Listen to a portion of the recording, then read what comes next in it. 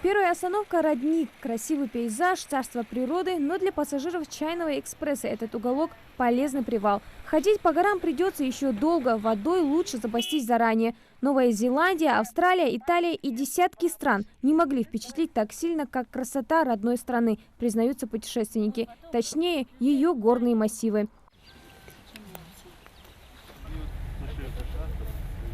Анастасия Васильева после детального изучения самых известных туристических уголков России наконец взялась за юг. С перрона сразу ощутила гостеприимность края. Туристы встречали танцами и национальными угощениями. Путешествие семьи Васильевых обязательно атрибут к праздникам. И самым главным отличием зарубежного туризма от российского считает именно доброжелательность местных жителей, которые всегда встречают с радушием. Приятно, что тут люди как бы по-другому настроены. Они очень дружелюбны, да, они вот так радовались. Когда мы приезжаем за границу, там не особенно кто-то к нам рад. А здесь прям видно, что люди очень душевно относятся. Это уже 10-й юбилейный Чайный экспресс, который путешествует по всему Северному Кавказу, а точнее по самым выдающимся и памятным местам. Ингушетия для пассажиров экспресса выступает горной жемчужиной. Из всех регионов такими красотами может похвастаться разве что только Дагестан. Там перед туристами во всей красе предстает Каспий. А пока они путешествуют от одного башенного комплекса к другому, пытаясь проникнуться духом старины и запечатлеть как можно больше на фото.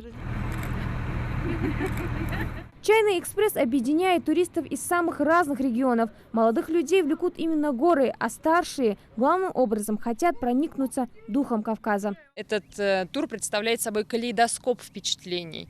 В каждом регионе они, безусловно, разные. В Ингушетии это горы, в Дагестане это солнце, колорит, море. Правда, среди туристов немало и тех, кто повидал почти весь мир, и их не так легко впечатлить.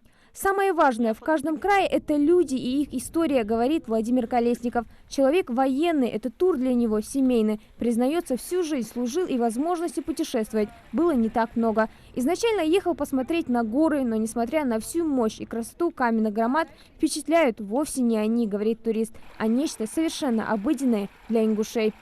Ваш мемориал, да, мемориал памяти и славы, правильно? Или славы и памяти. Ну, очень впечатлил.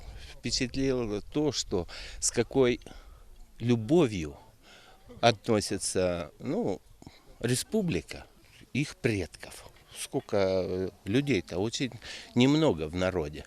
А посмотреть одних полных кавалеров георгиевских крестов, там очень много. Одна война, 56 героев Советского Союза. Чайный экспресс привез в Ингушетию 40 гостей, среди них и туристы из других стран. Главная цель – узнать страну, но каждая остановка в компании профессиональных гидов делают эту поездку незабываемой. Впечатлило абсолютно все. Все замечательно, великолепно, гостеприимно. Я сюда вернусь. Мемориал памяти и славы, башня Согласия, Грозное и вместе с тем удивительное Асиновское ущелье, горные аулы, канатная дорога в живописнейшем Джейрахском районе. Путешественники поднимаются с равнины в горы. Это тур для многих путешествий во времени. С одной стороны современная столица, с другой древняя культура народа. Важно отметить то, что такой уникальной средневековой архитектуры, такой красоты, как у нас, они всегда ее восхваляют. И плюс еще вот природные такие данные, тот же самый Цейламский перевал, им и нравится в Ингушетии, поэтому они и возвращаются к нам.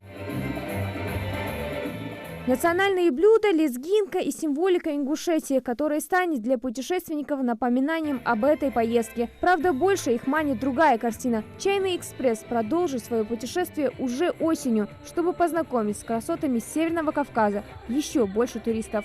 Хадия Добрива, Зульфия Мислаурова, Магомед Урсханов, Новости 24.